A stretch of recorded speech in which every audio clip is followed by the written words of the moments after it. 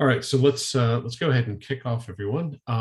If you have questions during this, please pop them into the Q&A area, and I'll try to address them either live during the session or at the end of the session. Still live, but might not be in context. So we'll take a look. I'm going to turn off my camera because I'm going to be looking away from you as I do the demo and the presentation. So if you do have questions, please pipe in. You're more than welcome to do that. So today we're going to be covering cloud security monitoring and analytics for Sumo Logic. I'll be taking you through a few slides, not too many, I hope, as well as covering the demo environment, a live environment with actual data in it. So we'll drill down into a few things and then answering Q&A at the end if we don't cover it during the live demo. So our security intelligence solutions actually span kind of 4 different areas now. The audit and compliance is the original area where we ventured into. Today, we're going to be looking at cloud security monitoring and analytics. Both of those first 2 reside on our continuous intelligence platform, or CIP platform. That's the core range of Sumo Logic. In addition to that, there is a Cloud SIEM enterprise capability that is built on top of that. It's an additional layer that does things like automatically triage alerts and detect threats. A demo of that system is scheduled for tomorrow. And then we also have the latest addition is a Cloud SOAR product that allows you to take action against those types of things. So it's orchestrated, it's automated, it helps you manage the entire environment. So 4 different levels of areas, and what we're going to really focus on today is just the cloud security monitoring and analytics area. So just to tell you a little bit about Sumo, we're sometimes thought of as a startup, and we're sometimes thought of as having been in this game for a while. We've been around long enough that we have over 2,000 customers. We're growing day by day. And the amount of data we ingest is pretty awesome. It's 27 exabytes that we scan monthly. There's 800 petabytes that we analyze daily, and 1.6 quadrillion events scanned daily. I almost said trillion, but no, it's quadrillion. It's quite a bit. Over in the third column, the Sumo value, we're probably going to talk about all of those bullet points within the demo. Except for the cloud economics consumption model. We use a credits-based model that allows you to utilize that platform however you need to. So we're not just focused on security, although this presentation today is about security. We cover operations, development, business intelligence, and our consumption model allows you to utilize all of those areas as you need to, and adjust that data however you need to. We don't charge by user for the CIP area, and we don't care how much you utilize that data either and what you utilize it for. So use it as you need to. There are a few challenges in security monitoring and analytics in the marketplace today. And we've addressed all of those ourselves.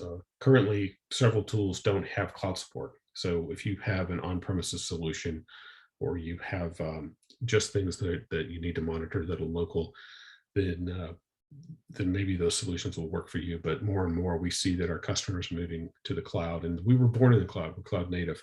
So we do support not just that cloud data, but all of the local sources you have as well.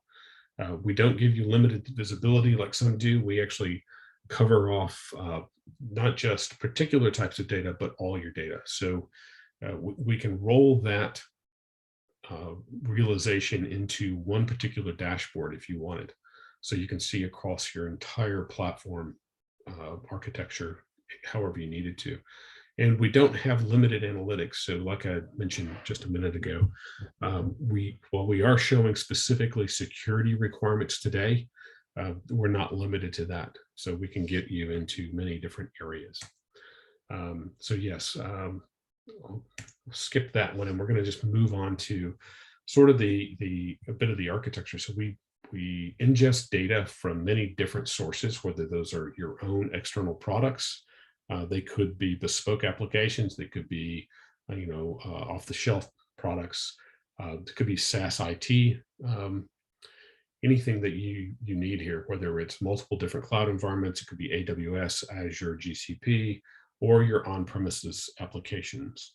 All of that data can flow directly into Sumo Logic and be focused on for security monitoring and security analytics. So really, security monitoring is looking to surface critical security issues. We do that using dashboards and alerting functions, so we can pop things into areas like maybe Slack or Microsoft Teams, or create a ticket within your ticketing system, whether that's Jira or ServiceNow, whatever your service desk is.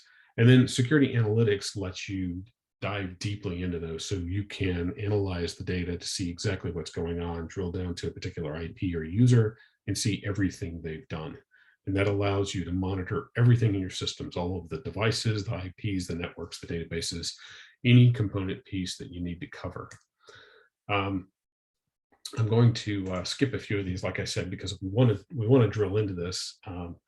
And our platform enables security teams to really view a whole breadth of it. In this case, I'm showing a screenshot from AWS Security Overview, and it allows you to see at a glance everything from an AWS perspective, whether that's VPC or guard duty, the network traffic, security group activities, whatever you wanted to drill into. We'll probably pull this one up and drill down into it a little bit, but these dashboards are completely configurable. You can do what you need to with them to modify them, so they become yours completely.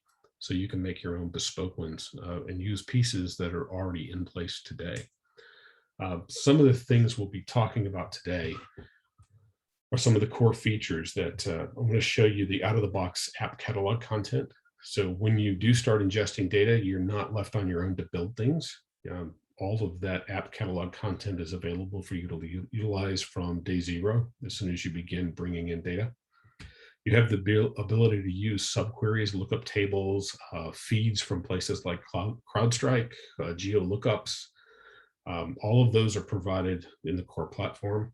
So you're able to drill into things in ways that you wouldn't otherwise be able to see them easily.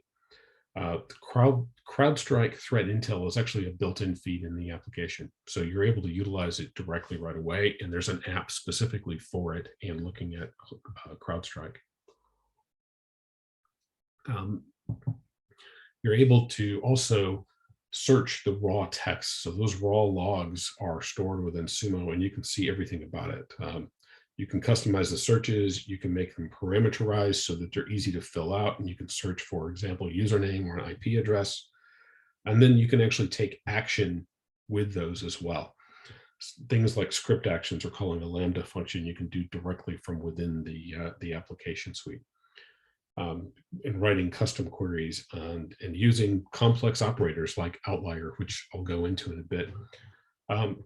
One of the differentiators for us as well are these field extraction rules. So within queries, we can parse the data from the logs that's coming across, but we can also parse it at the time of ingest. So we can do both at once, depending on what your purpose is and what you want to do and how you want to manage it. So that makes writing queries a lot simpler, a lot easier. I might jump into the demo environment now. I think that's what we're going to want to do here. So this is this. Not sure if you can see my screen right now.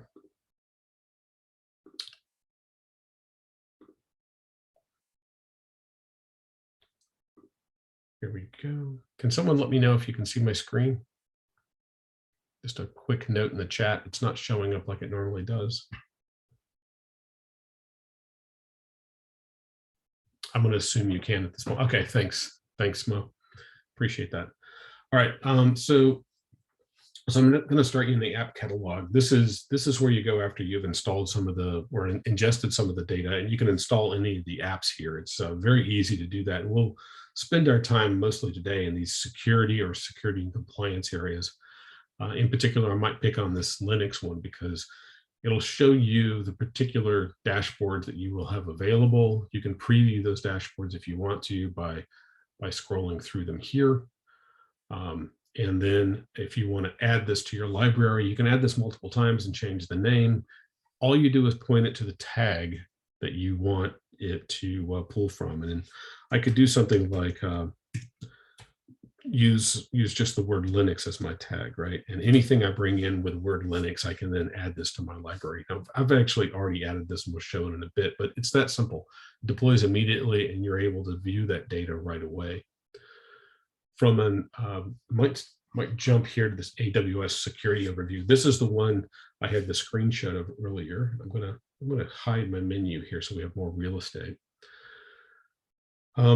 Yeah, so you can look at things like threat intel from single sign-on and see what IP addresses and drill into any of these suspicious login distances. Maybe somebody has logged in and it's looking kind of weird about when they last logged in versus now.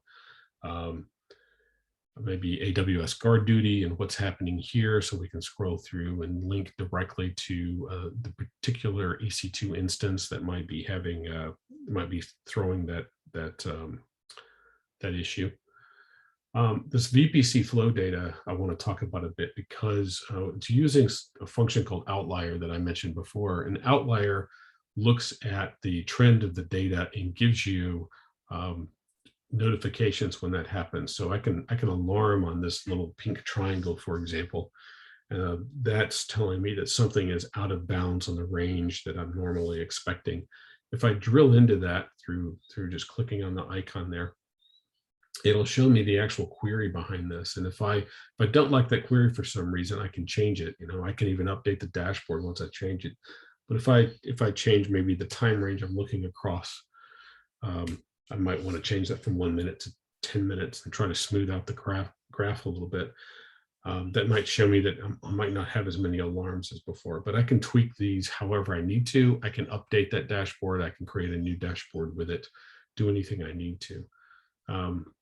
With things like an investigation response console, let's just reload that quickly. I haven't loaded it in a while, guys, sorry. With something like this, it may be a dashboard that instead of sitting here and watching it all day, you want to actually get triggered from something like Slack or Teams or something of that nature. Here, this is my Slack environment, and I have a channel for SecOps high priority, and I have the ability to take action directly from here. For example, I could quarantine the host, or I could go directly to that SecOps dashboard. This link would take me directly to, for example, here and show me what's going on. And I can see, in this case, I've got a bunch of authentication attempts that someone has tried to make, and the 35 attempts, and that's probably not good. And I can see that corresponding, there's an outlier violation here that way too many. So if I drill down into this, it gives me the ability to see what's going on directly. If I move over to the messages, these are the actual messages behind it, and I can do some filtering with this without actually having to change the query up above myself. For example, if I wanted to look at that particular IP address that we were looking at here, the 201.13.187.202, when I click on it, it modifies my query directly for me, and it shows me what's going on, and I can see those authentication failures over here in the raw message log. Now I can do more here to look for where this might have actually been in breach, or maybe they actually accessed everything. I could change my time frame. I could do a log reduce. There's a lot of action I can take here directly to drill into this to see what's going on. Not going to do that today because I think that'll be covered in some of the other sessions you'll see. From a Linux perspective, right, we're able to see things like successful logins, failed logins, root login information, anything about accounts being created or deleted.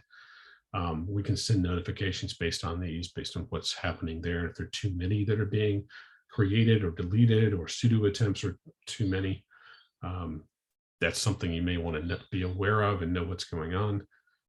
With Amazon, for example, the Cloud Trail, there's an overview for monitoring. So you can look at things. Again, here's the outlier. That gray area is the standard deviation curve that says that this actual line that's kind of teal or blue or whatever you call that is going to tell us that that's the real actual line that we're looking at. And then if something falls outside of that standard deviation, then it'll alert you.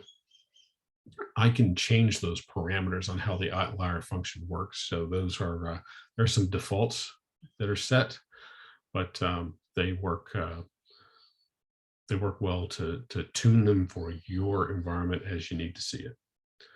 The beauty of using the standard deviations is, if people are logging in on a Monday, there's usually a lot more at, say, 9 o'clock on a Monday morning than there are at, say, Wednesday at 2 p.m.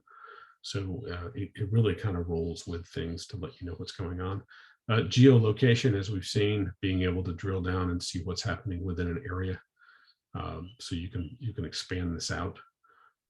Being able to see access information across time and threat intelligence information directly, including there's a threat outlier. So right now we don't have any trouble, but if we had a standard deviation error here that jumped outside of it, then we have something worth investigating.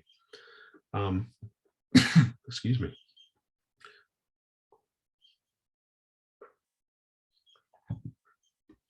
From a security analysis perspective, we can jump into more areas where we might want to look at things like API activity, getting down to the nitty gritty, right? What's really going on? Failed API calls, and hovering over it brings us to what's actually happening in what areas. So what are the API calls that have failed? Console login activities. So login failures, maybe there's a high rate here. In this case, it's, nothing's too bad. We have a lot more successes than we do failures. If we start seeing a rise in these failures, that's something we may want to really investigate, including root activity here. Things like VPC flow logs and traffic direction. So we can see, do we have inbound versus accepts and rejects, as well as outbound accepts and rejects. So if we see those rejected ones growing significantly, that may be something we want to drill into more detail. And to get away from Amazon for a moment, because we do more than just the Amazon data, of course, Palo Alto is a pretty standard one for people looking, wanting to be able to investigate. So what are the apps? What are the incompletes? Any FTP traffic detail? Maybe we want to investigate a particular point in here to understand what's going on.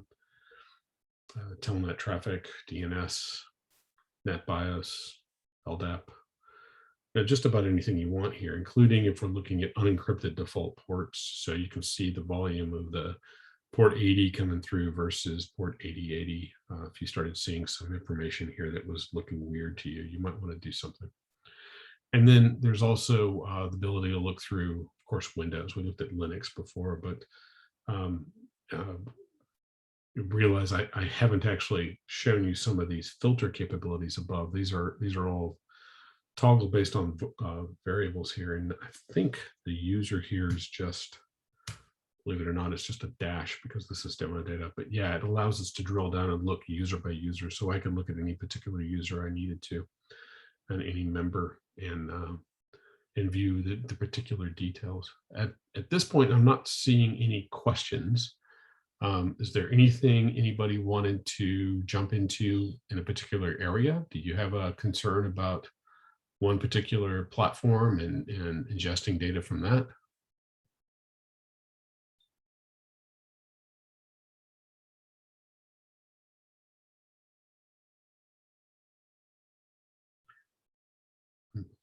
Okay. That's about everything I had today. If there's something you'd like to specifically see, I'm happy to show you. I'm not, I went through it a little faster than I expected. I was anticipating a few questions. There's over 200 apps that you can utilize within the platform. They're broken down into various different categorizations. So I might show you that quickly. There's Amazon Web Services. There's some specifically for compliance and security.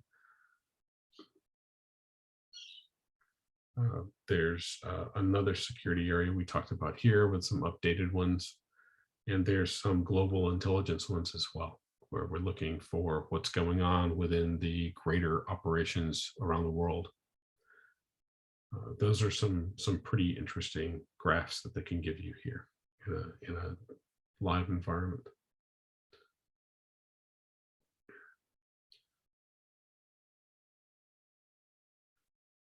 So what I might do is I'll jump back over here briefly to the slide deck and go back into here. So I'm going to grab, I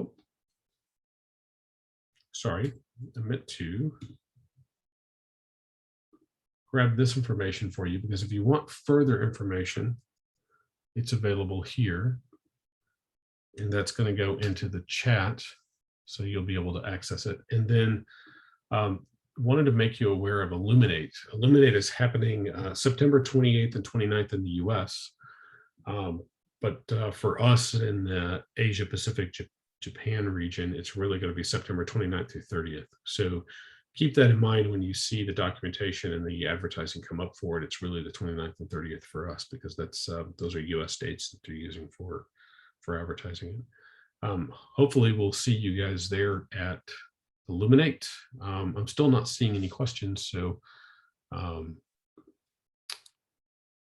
if there is anything, please pop something in. If you have a follow-up question later, I'll put my email into the chat section as well. So if you'd like to message me later and find out more detailed information, I'm happy to direct you to the right area. Thanks, everyone. Appreciate your time today. Look forward to seeing you again soon.